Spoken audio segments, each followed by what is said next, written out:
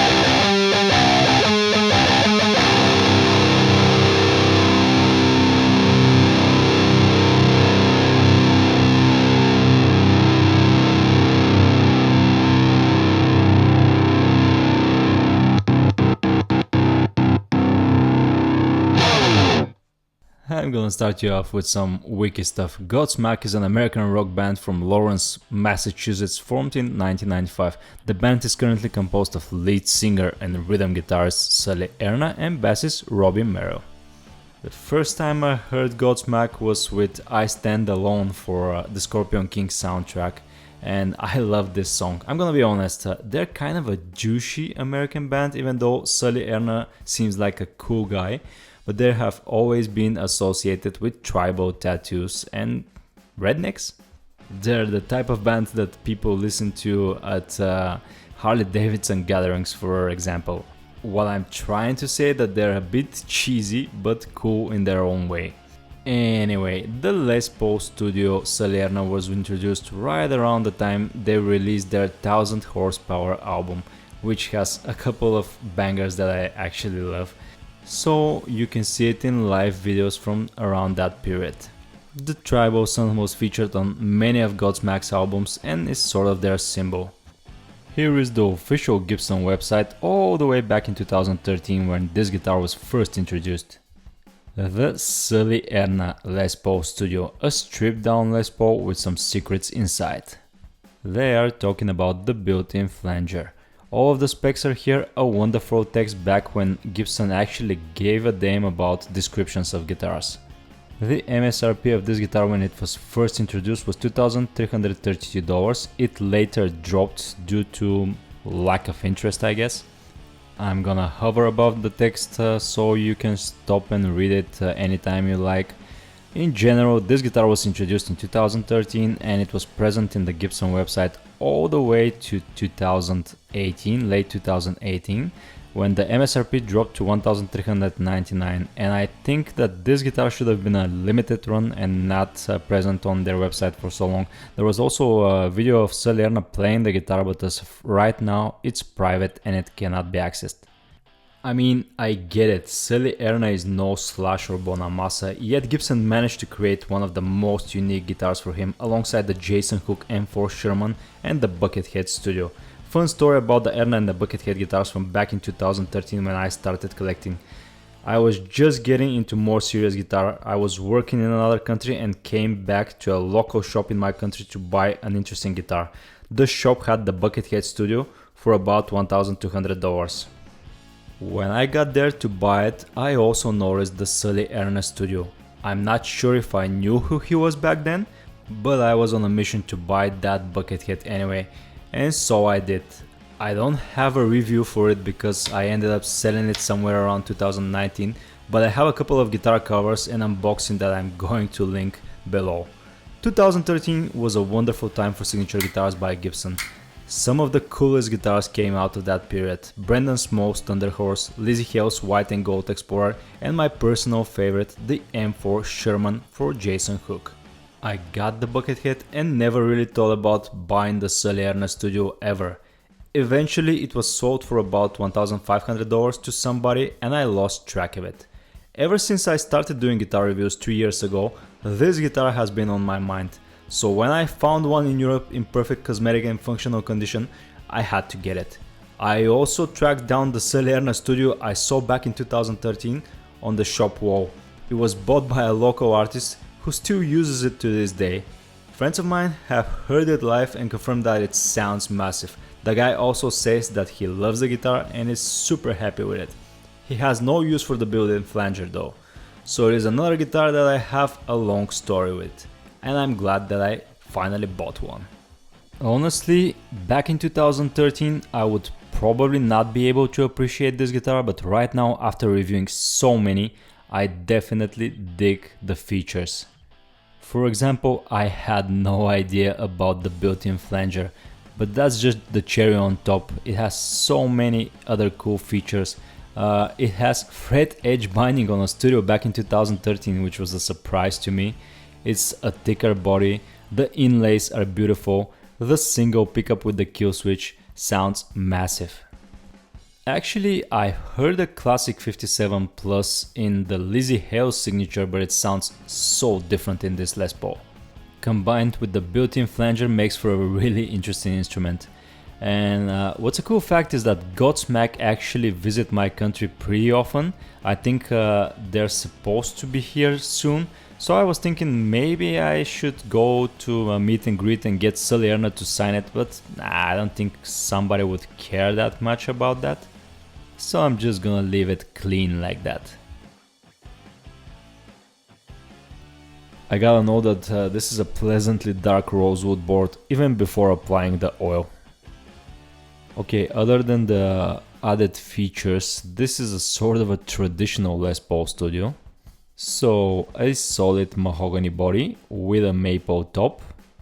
I'm gonna show it to you in a second. We have a mahogany neck with a set neck construction, rosewood fingerboard, 22 medium jumbo frets, Grover tuners, star inlays on the 12th fret, the moon and stars, and the Sully Erna truss-rod cover make this a signature, and of course the sun on the top. But it's not only that makes it weird. We have a single pickup configuration, only the bridge pickup, which is a classic 57 Plus, no neck pickup, which means that the three-way switch is a kill switch. We have a master volume and that controls the built-in flanger. Here's what's under the only pickup. GS stands for Godsmack, Les Paul, Sully Erna. And luckily we can see that this is definitely a maple top glued to a mahogany body. We can also see the base paint for the sun, which is plain white, and there's also some added finish on top to make it shine like that. Some rough edges and splinters left from the routing job, but nothing too serious. And here's another look of that cavity from another angle. 57 Classic Plus made in 2013, patent apply for sticker, open coil. Slanted pickup ring and all of the screws are long. As far as I can tell, this is white paint for the sun and some sort of top coating. As you can see, it has leaked on one of the edges here. There is also nitro on top of that, but as you can see, the base is white. And here is the leaking of the edge that I'm talking about here. The general idea was to make it look like the inlays, like a mother of pearl, shiny like that. Eventually the nitro will get yellow and it will be more like the real sun.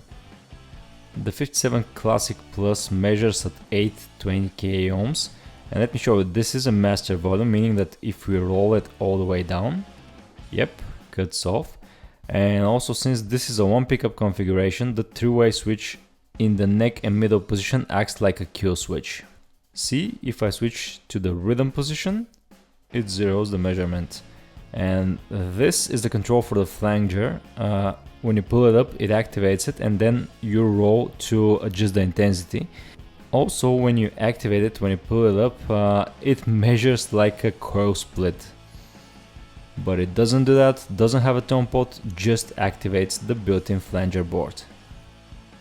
Black hardware matches perfectly the aesthetic of the guitar. We have advanced plating tailpiece, which is pretty heavy. Yep, 83 grams, that's heavy. And the bridge mounts to the body with metal inserts. It's not an ABR that mounts directly to the wood. No markings on it, pretty heavy as well, substantial. And let's weigh this one. Yep, not lightweight at all. Let's discuss the body and the top. Luckily this nitro finish hasn't started to yellow that rapidly yet. It's over 10 years old, and as you can see, it's white. The sun is still white. Most of these guitars have checking marks, started to yellow, some of them got orange. This one is in perfect condition.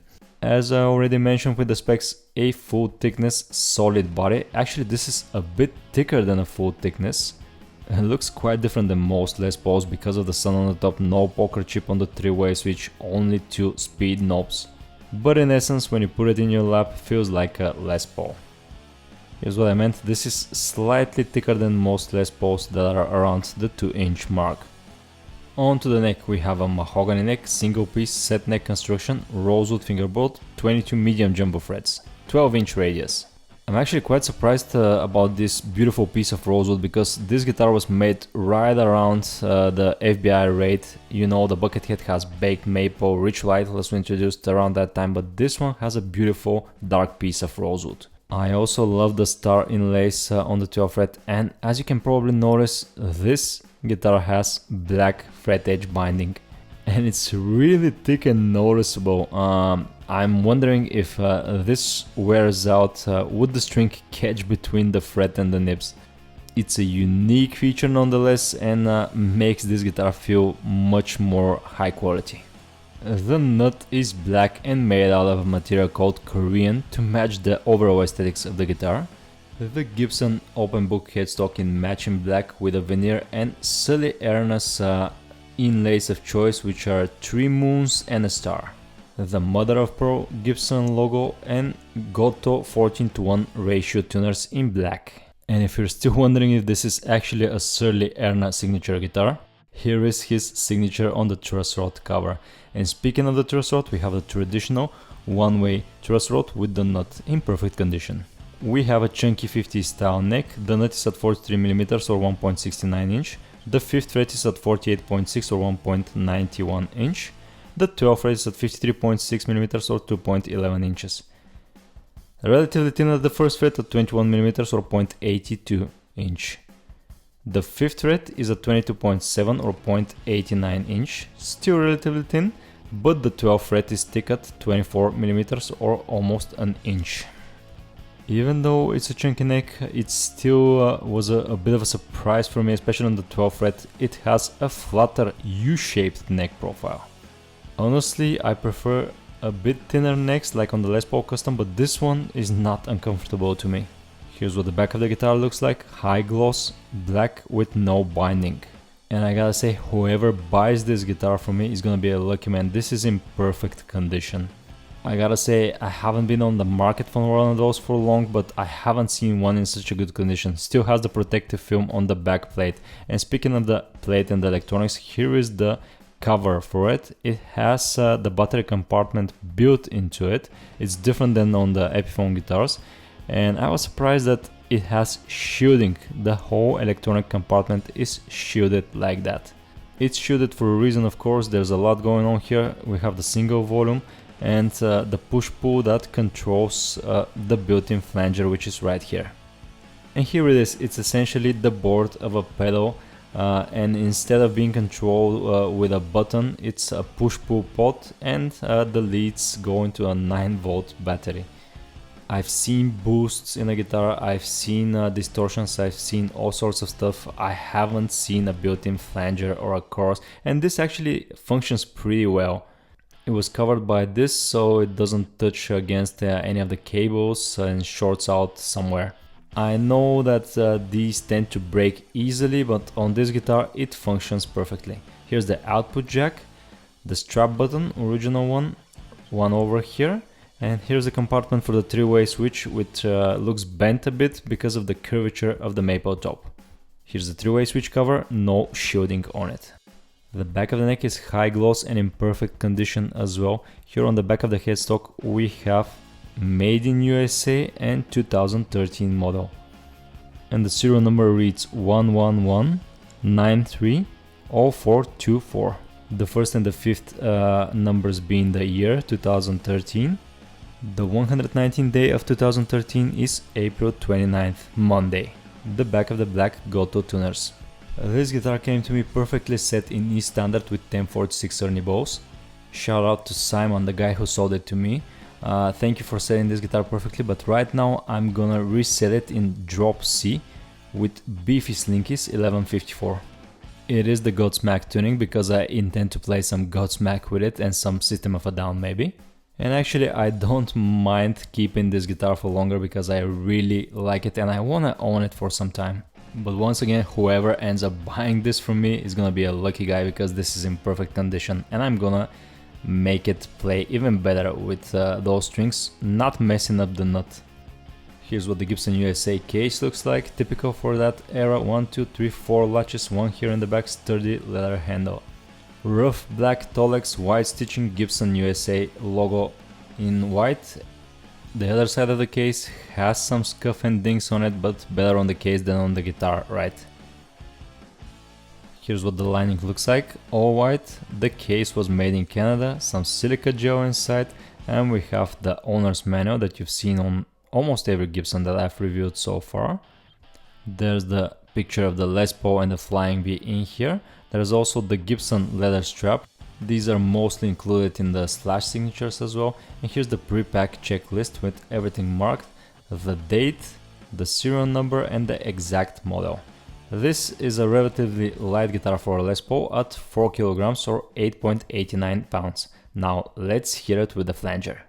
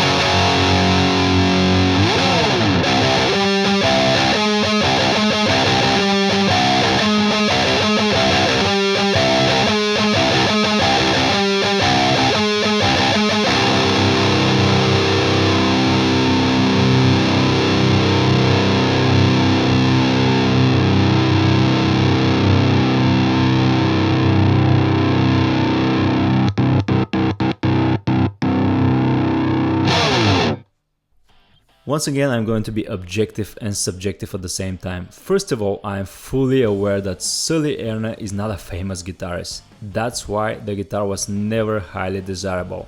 I posted some photos of it on multiple forums and it had a mixed bag of reactions. Some hate the looks, others love it, no one was indifferent. However, I think this guitar together with the Buckethead Studio, the Jason Hook M4 and other weird signatures have everything they need to be desired by collectors. I think the guitar collecting community are still sleeping on these. And here's the thing, 2013 was over a decade ago, meaning they will be harder and harder to find in good condition. I'm not going to say impossible, but nearly as. The one I have is barely played, no discoloration of the hardware, no checking marks on the nitro, almost no yellowing. It is as good as it gets, frets and fret nips are intact, and most importantly the built-in flanger works perfectly. I'm not gonna hold on to it in my collection, but I'm not going to sell it cheap either. With original MSRP of over $2,000, these guitars ended up selling for far less on the streets just because Sully Erna is not a big guitarist. I think it should be worth more though, because it's stacked with cool features. And with that, onto my personal opinion. I was surprised how good this guitar feels, plays and sounds. The build quality and the materials used are top notch, unlike the Buckethead Studio, which just disappointed me a bit. Fret nips on the Studio back in 2013 is cool, I love the finish, I love the thicker body and neck, I absolutely adore the headstock inlays and the cool sun on the body. I love this guitar and I'm fine with keeping it until it sells for the proper price. I only wish it had more case candy like the M4 Sherman and a cooler case, but hey, it's already asking too much from a signature guitar for a singer. I think the Sully Erna Studio is one of the most unique and coolest signature guitars I ever owned, and whoever buys this from me will be a lucky man.